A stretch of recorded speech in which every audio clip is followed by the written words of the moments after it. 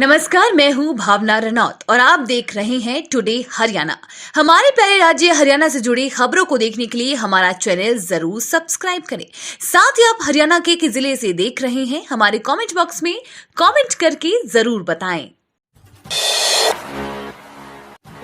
लखपति दीदी महासम्मेलन। हरियाणा की 3 लाख महिलाओं को लखपति बनाएंगे, करनाल की बहनों से सीएम मनोहर का वादा।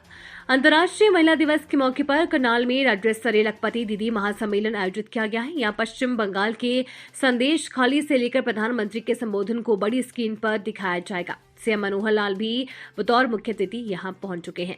सीएम मनोहर लाल ने आज करनाल पहुंचकर सबसे पहले हरियाणा से अयोध्या जाने वाली बस को हरी झंडी दिखाकर रवाना किया। फिर इसके बाद से वे नई अनाज मंडी में आयोजित लखपति दीदी महासम्मेलन में शिरकत करने पहुंचे। सीएम मनोहर लाल ने इस दौरान कहा कि आज का दिन सौभाग्यशाली है, क्योंकि प्रधानमंत्री नरेंद्र मोदी ने कल्पना कर महिलाओं के लिए योजनाएं बनाई हैं। हरियाणा के 40,000 अभ्यर्थियों को एक सप्ताह में मिलेंगे 80,000 रुपए। अधिकारियों को सौंपी गई नामों की लिस्ट। अम्बेडकर आवास नवीकरणीय योजना के तहत प्रदेश के लाभार्थियों को सरकार जल्द ही राहत देने जा रही है। चुनावी मैदान में और चुनावी मौसम में सरकार ने अधिकारियों को आदेश दिए हैं कि सप्ताह में सभी लाभार्थियों को भौतिक सत्यापन करने के बाद उनके बैंक खातों में मकान की मरम्मत के लिए 80,000 रुपए जारी किए जाएंगे, ताकि उन्हें कोई परेशानी न उठानी पड़े। चुनाव आचार संहिता लागू होने से पहले ही सभी लाभार्थियों को राहत देने की तैयारी है। जिले के सभी अधिकारियों को लाभार्थियों की सूची सौंपकर रिपोर्ट देने को कहा गया है। हरियाणा को पूरी दुनिया में मिली नई पहचान। साब झज्जर में बनाएगी रॉकेट लॉन्चर। कार्ल गस्टफ M4 का होगा उत्पादन। रिलायंस इंडस्ट्रीज लिमिटेड की सहायक company Reliance model economic township Jhajjar को पूरी दुनिया में एक नई पहचान मिली है। झज्जर में 8,250 एकड़ में बन रही अत्याधुनिक रिलायंस मॉडल इकोनॉमिक टाउनशिप में Swedish firm SAAB rocket launcher का निर्माण करेगी। पूरे भारत में स्वीडिश कंपनी के हरियाणा के अंतर्राष्ट्रीय महिला दिवस पर प्रधानमंत्री नरेंद्र मोदी ने महिलाओं को दिया सर्वोच्च सम्मान, Banto Kataria.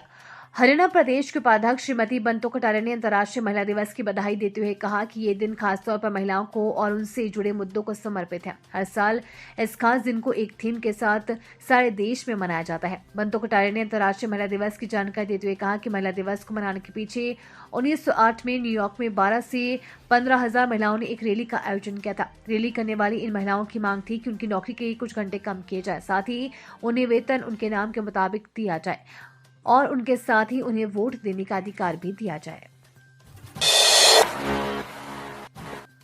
Good news, Kota Hisar express rail service का हुआ विस्तार। यहां जानिए ट्रेन का नया शेड्यूल।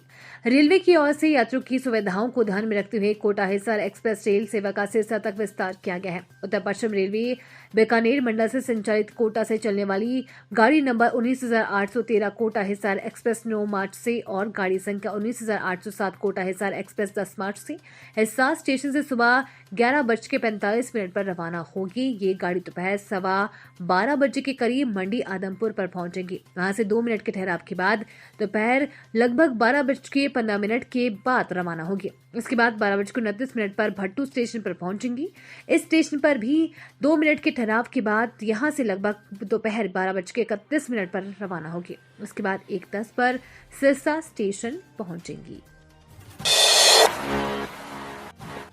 ओलावृष्टि से नुकसान को लेकर दीपेंद्र हुड्डा ने मांगा मुआवजा। बोले सरकार घोषणा करे, आने वाले समय में कांग्रेस देगी। ओलावृष्टि से फसलों को हुए नुकसान के मुआवजे की मांग को लेकर राज्यसभा सांसद दीपेंद्र हुड्डा ने रोहतक में विरोध प्रदर्शन किया। 40,000 से 50,000 प्रति एकड़ मुआवजे की मांग को लेकर प्रदर्शन कर जिले उपायुक्त को ज्ञापन भी सौंपा। वहीं भाजपा पर दीपेंद्र हुड्डा ने निशाना साधा। राज्यसभा सांसद दीपेंद्र हुड्डा ने कहा कि ये सरकार केवल मुआवजे की घोषणा करे, आने वाले समय में चुनाव जीतने के बाद सत्ता में आते ही कांग्रेस किसानों को मुआवजा देने का काम करेगी। गुरुग्राम में ड्राई आइस खिलाने पर विज का बयान। बोले स्वास्थ्य विभाग कर रहा जांच, दोषी के खिलाफ होगी कार्रवाई। हरियाणा के गृह मंत्री अनिल विज ने नफे सिंह राठी हत्याकांड को लेकर कहा कि मामले की जांच सीबीआई को सौंप दी गई है। विज ने कहा कि उन्होंने सदन में आश्वासन दिया था कि सीबीआई से इस मामले की जांच करवाई जाए और वो जांच सीबीआई को अब सौंप चुके हैं। एसटीएफ ने अच्छा काम करते हुए 2 लोगों को पहले ही पकड़ लिया है। अब आगे की कार्रवाई सीबीआई करेगी। वहीं गुरुग्राम में माउथ फ्रेशनर के नाम पर ड्राई आइस खिलाने पर स्वास्थ्य मंत्री अनिल विज का बयान सामने आया है। चुनाव की तैयारियों को लेकर कुरुक्षेत्र पहुंचे डॉक्टर संदीप पाठक 183 सर्किल बनाकर दी जिम्मेदारियां, 5 गांवों पर एक प्रभारी नियुक्ति। आम आदमी पार्टी के राष्ट्रीय महामंत्री और राज्यसभा सांसद डॉक्टर संदीप पाठक ने बुधवार को थानेसर में प्रदेश कार्यकारिणी की बैठक ली। इस दौरान उन्होंने लोकसभा चुनाव की तैयारियों को लेकर सभी कार्यकर्ताओं व पदाधिकारियों के साथ आगामी रणनीति को लेकर चर्चा की। इस दौरान उनके साथ आम आदमी पार्टी के प्रदेश अध्यक्ष और इंडिया गठबंधन के तहत कुरुक्षेत्र से आम आदमी पार्टी उम्मीदवार डॉक्टर सुशील गुप्ता और वरिष्ठ प्रदेश उपाध्यक्ष अनुराग ठांडा मौजूद रहे। अमेरिका के प्रवासी भारतीय व्यवसायी नरेंद्र जोशी से मिले सुशील गुप्ता अंतर्राष्ट्रीय पर्यटन के बारे में विस्तार से हुई चर्चा। करीब 3 दशक पूर्व धर्मनगरी कुरुक्षेत्र की धरती से जाकर अमेरिका के Washington DC, Virginia, Maryland, Boston सहित विभिन्न राज्यों में सफल व्यवसाय स्थापित करने वाले प्रवासी भारतीय व्यवसायी नरेंद्र जोशी आजकल भारत में ही है। उनकी मुलाकात लोकसभा चुनाव 2024 के चलते कांग्रेस एवं आम आदमी पार्टी गठबंधन के उम्मीदवार तथा राज्यसभा सांसद रहे सुशील गुप्ता से हुई। नरेंद्र जोशी ने सुशील गुप्ता से चर्चा में पूछा कि वे कुरुक्षेत्र लोकसभा चुनावों में भगवान श्री कृष्ण के मुखारविंद से उत्पन्न गीता की जन्मस्थली तथा अंतर्राष्ट्रीय महत्व तीर्थों के संगम स्थली कुरुक्षेत्र के लिए क्या योजनाएं लेकर चल रही हैं। फायरमैन ड्राइवर भर्ती में बड़ा फर्जीवाड़ा, बाहर हुए 500 चयनित 300 नए भर्तियों को नौकरी। हरियाणा कर्मचारी चयन आयोग की ग्रुप सी के फायरमैन एंड ड्राइवर भर्ती में बड़ा फर्जीवाड़ा सामने आया है। काफी संख्या में अभ्यर्थियों ने गैर मान्यता प्राप्त संस्थानों से फायर सर्टिफिकेट लेकर नौकरी के लिए आवेदन किया है। आयोग और फायर विभाग के अधिकारियों की कमेटी ने इनकी जांच की तो 500 चयनित अभ्यर्थियों के सर्टिफिकेट और गैर मान्यता प्राप्त संस्थानों से मिले, जबकि चयन सूची से बाहर से 300 नए अभ्यर्थियों के दस्तावेज वैध पाए गए। अब इन 300 अभ्यर्थियों के लिए नौकरी का रास्ता साफ हो गया है। देश की दूसरी सबसे बड़ी जीत का रिकॉर्ड बना संसद पहुंचा था हरियाणा का ये कदावर राजनेता।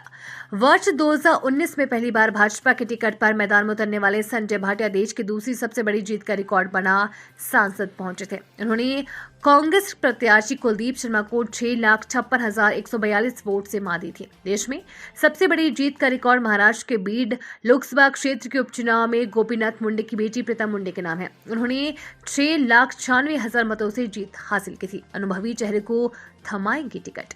करनाल सीट का प्रतिनिधित्व करके एक दौर में स्वामी रामेश्वरानंद जैसे संत से प्रदेश के पूर्व मुख्यमंत्री भजन लाल और केंद्र में मंत्री रहे आईडी स्वामी तक संसद पहुंचे थे। फतेहाबाद के पुनीत नारंग ने रचा इतिहास, 7 बार किया net pass, India book of record 2024 में नाम दर्ज। जीवन लक्ष्य पाने को धुन हो शीश सवार, फिर देखे जिस और तू खुले सफलता के द्वार।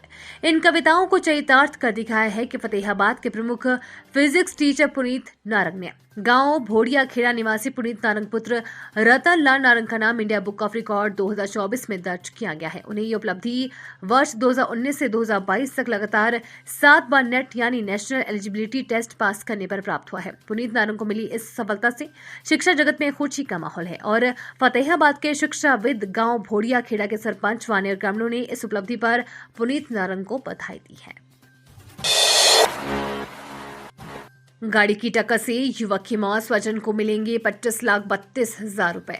करीब 1 साल पहले पंचर के दुकान के अंदर बैठे युवक को तेज रफ्तार गाड़ी की चपेट में आने से मौत के मामले में स्वजन को 25.32 लाख रुपए का मुआवजा मिलेगा। ये मुआवजा स्वजन को 7.5% की दर से दिया जाएगा। यह आदेश motor accident claim tribunal Surya Pratap Singh ने दिया है। मृतक बजरंग के चचेरे भाई की शिकायत पर सेक्टर 14 थाना पुलिस ने मामला दर्ज कर दिया था। तो ये तो थी हरियाणा राज्य से जुड़ी हुई आज की खास और अहम खबरें। इसी तरह के लेटेस्ट अपडेट देखने के लिए टुडे हरियाणा को जरूर सब्सक्राइब करें।